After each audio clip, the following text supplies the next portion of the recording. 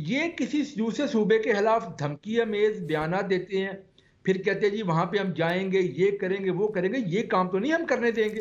पंजाब की गवर्नमेंट जो बैठी है वो ये चीजें नहीं करने देगी कि यहाँ पे कोई वहां से भगोड़ा वजीर आला उठे और आके यहाँ पे कहेगा जी हम पंजाब को फतह करेंगे, पंजाब के बारे में उल्टी सीधी बातें शुरू कर दे, तो वो हम करने देंगे? कतई नहीं करने तो वो तो देंगे। ये इस्लामाबाद आ रहे हैं सर, पंजाब तो जा ही नहीं रहे, लाहौर नहीं जा रहे, इस्लामाबाद आ रहे हैं वो।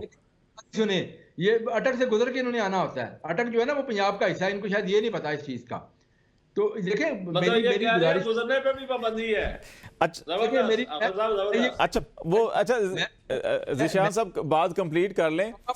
तक जाएं, इस्लामाबाद हमारा कैपिटल है। देखिए हम किसी भी सियासी एहतजाज के खिलाफ कतन नहीं है, करना चाहते 100 दफा करें, लेकिन ये जो इनको इन्होंने तरीकाकार अपनाया हुआ है कि जनाब ये कील डंडे और छोटे लेके आते हैं, गलेले लेके आते हैं और फिर बयानबाजी करते हैं।